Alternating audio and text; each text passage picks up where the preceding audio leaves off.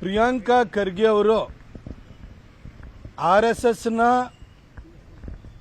ಪ್ರತಿನಿತ್ಯದ ಶಾಖೆಗಳಿರ್ಬೋದು, ಅವರೆಲ್ಲ ಚಟುವಟಿಕೆಗಳಿರ್ಬೋದು, ಅದನ್ನು ಸರ್ಕಾರಿ ಶಾಲೆಗಳ ಆವರಣ ಇರ್ಬೋದು, ಅನುದಾನಿತ ಶಾಲೆಗಳ ಆವರಣ ಇರ್ಬೋದು, ಸರ್ಕಾರಿ ಜಾಗಗಳಿರ್ಬೋದು, ಸರ್ಕಾರದ ಸ್ವಾಯತ್ತದಲ್ಲಿರುವಂಥ ಯಾವುದೇ ಸ್ಥಳಗಳಲ್ಲಿರ್ಬೋದು, ಎಲ್ಲೂ ಕೂಡ ಅವಕಾಶವನ್ನು ಕೊಡಬಾರ್ದು, ಅದಕ್ಕೆ ನಿಷೇಧವನ್ನು ಹೇರಬೇಕು ಅಂತ ಪತ್ರವನ್ನು ಬರೆದಿದ್ದಾರೆ. ಅದಕ್ಕೆ ಮುಖ್ಯಮಂತ್ರಿಗಳು ಕೂಡ ಸಹಜವಾಗಿ ಪೂರಕವಾಗಿ ಸ್ಪಂದಿಸಿ ಕ್ರಮ ಜರುಗಿಸಿ ಅಂತ ಹೇಳಿದ್ದಾರೆ.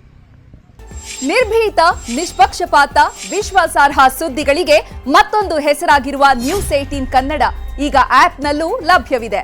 ದಯವಿಟ್ಟು ಇಲ್ಲಿರುವ QR ಕೋಡ್ ಅನ್ನು ಸ್ಕ್ಯಾನ್ ಮಾಡಿಕೊಂಡು ಆಪ್ ಡೌನ್ಲೋಡ್ ಮಾಡೋದಕ್ಕೆ ಮರಿಬೇಡಿ. ನಿಮ್ಮ ಬೆಂಬಲ ಹೀಗೆ ಸದಾ ನಮ್ಮೊಂದಿಗಿರಲಿ. ಧನ್ಯವಾದ.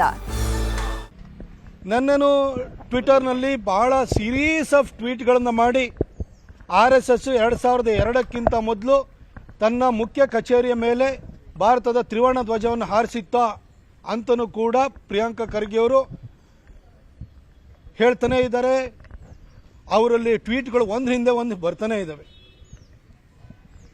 ಈ ಮೂರು ತಿಂಗಳಿಗೆ ಒಂದ್ಸರಿ RSSನ ಬೈಯುವಂಥದ್ದು ಈ ಪ್ರಿಯಾಂಕಾ ಖರ್ಗೆ ಅವರಿಗೆ ತಮ್ಮ ಅಸ್ತಿತ್ವವನ್ನು ಸಾಬೀತುಪಡಿಸಿಕೊಳ್ಳುವಂತಹ ಒಂದು ಅಭ್ಯಾಸ ಆಗೋಗ್ಬಿಟ್ಟಿದೆ.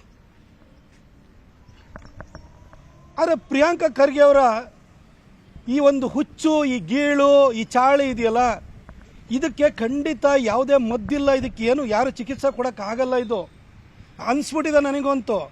ಯಾಕಂದರೆ ಆ ವ್ಯಕ್ತಿಯ ಎಲ್ಲ ಟ್ವೀಟ್ಗಳಿರ್ಬೋದು, ಆತನ ಹೇಳಿಕೆ ಇರ್ಬೋದು, ಪ್ರತಿಯೊಂದಕ್ಕೂ ಕೂಡ ಕೌಂಟ್ರ್ ಕೊಟ್ಟು ನಮಗೂ ಸುಸ್ತಾಗೋಗ್ಬಿಟ್ಟಿದೆ. ಯಾಕೆಂತಂದರೆ ಆ ವ್ಯಕ್ತಿಗೆ ಒಂಥರ MMI ಮೇಲೆ ಮಳೆ ಹುಯ್ದಂಗೆ ಆಗೋಗಿದೆ. ಅದೇನೋದು ಹೀರ್ಕೊಳ್ಳಲ್ಲ ನೋಡಿ. ಹಾಗಾಗಿ ಏನೇ ಬುದ್ಧಿ ಹೇಳಿದ್ರು ಕೂಡ PUC ಫೇಲ್ ಆಗಿ ಯಾವುದೋ ಆ್ಯನಿಮೇಷನಲ್ಲಿ ಯಾವುದೋ ಸರ್ಟಿಫಿಕೇಟ್ ಇಟ್ಕೊಂಡಿರೋಂಥ ವ್ಯಕ್ತಿಗೆ ಎಲ್ಲ ಅರ್ಥ ಆಗುತ್ತೆ. ಆತನಿಗೆ ಏನಾಗಿದೆ ಅಂತಂದರೆ, ಇತ್ತೀಚೆಗೆ ಅನಾಲಿಟಿಕ್ಸ್ ಇಂಡಿಯಾ ಮ್ಯಾಗ್ಝಿನ್ ಅಂತ ಹೇಳ್ಬಿಟ್ಟು ಯಾವುದೋ ಹೆಸರು ಕೇಳೋದು ಒಂದು ಮ್ಯಾಗ್ಝಿನ್ನು, ಆರ್ಟಿಫಿಷಿಯಲ್ ಇಂಟೆಲಿಜೆನ್ಸಲ್ಲಿ 100 ಮೋಸ್ಟ್ ಇನ್ಫ್ಲೂಯೆನ್ಷಿಯಲ್ ಪರ್ಸನಲ್ಲಿ ಟಾಪ್ 10 ಪ್ರಿಯಾಂಕಾ ಖರ್ಗೆ ಟಾಪ್ 9 ಬಂದುಬಿಟ್ಟಿದ್ದಾರೆ ಅಂತೇಳಿ ಯಾವುದೋ ಅಡ್ವರ್ಟೈಸ್ಮೆಂಟ್ ಇಸ್ಕೊಂಡ್ಬಿಟ್ಟು ಇವರಿಗೆ 9ನೇ ಪ್ಲೇಸನ್ನು ಕೊಟ್ಬಿಟ್ಟಿದೆ. ಅದಾದ ನಂತರ ಇವ್ರಿಗೆ ಹುಚ್ಚು ಇನ್ನೂ ಕೂಡ ಜಾಸ್ತಿ ಆಗೋಗ್ಬಿಟ್ಟಿದೆ. ಇನ್ನು ತಡೆಯೋಕ್ಕಾಗಲ್ಲ ಅಂತ ಅನ್ಸ್ಬಿಟ್ಟಿದೆ. ಯಾಕೆಂತಂದರೆ ಈ ಪ್ರಚಾರದ ಗೀಳು ಬಂದಾಗ ನಾನು ಮಾತಾಡಿದ್ದನ್ನೆಲ್ಲ ಮಂತ್ರಿ ಅನ್ನೋ ಕಾರಣ ಪ್ರಕಟ ಮಾಡ್ತಿದ್ದಾರೆ. ಅದರಲ್ಲಿ ಸತ್ವ ಇರಬೇಕು ಅಂತಿಲ್ಲ, ಅದರಲ್ಲಿ ಹುರುಳು ಇರಬೇಕು ಅಂತಿಲ್ಲ. ಮೀಡಿಯಾದವ್ರು ಯಾರು ಹಿಂಗೆ ಮಾತಾಡಿದ್ರು ಕೂಡ ಪ್ರಕಟವನ್ನು ಮಾಡ್ತಾರೆ ಅನ್ನೋದನ್ನು ಅರ್ಥ ಮಾಡ್ಕೊಳ್ಳದಲ್ಲೇ ತಾನೇನೋ ಮಾತಾಡ್ತಿದ್ದೀನಿ, ಮೋಸ್ಟ್ ಇನ್ಫ್ಲೂಯೆನ್ಷಿಯಲ್ ಪರ್ಸನ್ ಆಗಿದ್ದೀನಿ ಅಂತ ಅವ್ರು ಭಾವಿಸ್ಬಿಟ್ಟಿದ್ದಾರೆ. ಆದರೆ ಪ್ರಿಯಾಂಕಾ ಖರ್ಗೆ ಅವರೇ, ನೀವು ಇನ್ಫ್ಲೂಯೆನ್ಷಿಯಲ್ ಪರ್ಸನ್ ಆಗಿಲ್ಲ, ನೀವು ಕೂಗುಮಾರಿ ಆಗಿಬಿಟ್ಟಿದ್ದೀರಿ ಅಷ್ಟೇ.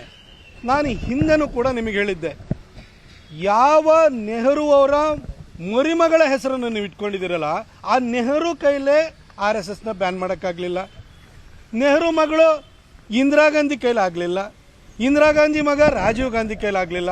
ಇನ್ನು ರಾಜೀವ್ ಗಾಂಧಿಯ ಮಗಳ ಹೆಸರನ್ನು ಇಟ್ಕೊಂಡಿರುವಂಥ ನಿಮ್ಮ ಕೈಲಾಗುತ್ತಾ ಸರ್? ನಿಮ್ಮ ಸಿದ್ದರಾಮಯ್ಯನವ್ರ ಕೈಲಾಗುತ್ತಾ? ನಿಮ್ಮ ತಂದೆನೂ ಕೂಡ ಈ ರಾಜ್ಯದಲ್ಲಿ ಗೃಹ ಸಚಿವರಾಗಿದ್ದರು. ಆ ಸಂದರ್ಭದಲ್ಲಿ ಕೋಲಾರದ ಹತ್ರ ಕಂಬಾಲಪಲ್ಲಿ ಘಟನೆ ನಡೀತು, ದಲಿತರನ್ನ ಸುಟ್ಟು ಹಾಕಿದ್ರು. ಅದು ಆ ದಲಿತರಿಗೆ ನ್ಯಾಯ ಕೊಡ್ಸೋಕ್ಕೆ ನಿಮ್ಮ ಅಪ್ಪನ ಕೈಲೂ ಆಗಲಿಲ್ಲ. ಇನ್ನು ನೀವೇನು ಮಾಡ್ತೀರಿ? ಕಳೆದ 45 ವರ್ಷಗಳಿಂದ ಕಲಬುರಗಿಯನ್ನು ಕೊಚ್ಚೆ ಮಾಡಿರೋರು ನೀವು, ಅಪ್ಪ ಮಗ. ನೀವು ಆ ಒಂದು ಊರನ್ನೇ ಉದ್ಧಾರ ಮಾಡಲಿಕ್ಕಾಗದಂಥ ವ್ಯಕ್ತಿ ಜಗತ್ತಿನ ಎಲ್ಲ ವಿಚಾರಗಳ ಬಗ್ಗೆನೂ ಮಾತಾಡ್ತಿದ್ದೀರಿ. ನಿಮಗೆ ಮೀಡಿಯಾದವರು ನಿಮ್ಮನ್ನೊಬ್ಬನು ಕೂಗುಮಾರಿ ಆಗಿ ಅಷ್ಟೇನೆ ನೋಡುತ್ತೆ ಹೊರತು ನಿಮಗೆ ಯಾವುದೇ ಮನ್ನಣೆಯನ್ನು ಕೊಡಲ್ಲ.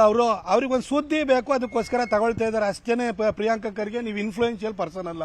ಆದರೆ ನಾನು ನಿಮಗೆ ಹೇಳ್ತೀನಿ, ನೀವು ಯಾವಾಗಲೂ ಕೂಡ ಅಂಬೇಡ್ಕರ್ ಸಂವಿಧಾನ, ಕಾನೂನು ಸುವ್ಯವಸ್ಥೆ ಎಲ್ಲ ಬಾಬಾ ಸಾಹೇಬರು ಎಲ್ಲರ ಬಗ್ಗೆ ಮಾತಾಡ್ತಿರಲ್ಲ ಪ್ರಿಯಾಂಕಾ ಖರ್ಗೆ. ನಿರ್ಭೀತ, ನಿಷ್ಪಕ್ಷಪಾತ, ವಿಶ್ವಾಸಾರ್ಹ ಸುದ್ದಿಗಳಿಗೆ ಮತ್ತೊಂದು ಹೆಸರಾಗಿರೋ ನ್ಯೂಸ್ 18 ಕನ್ನಡ ಈಗ ಆಪ್ನಲ್ಲೂ ಲಭ್ಯ ಇದೆ.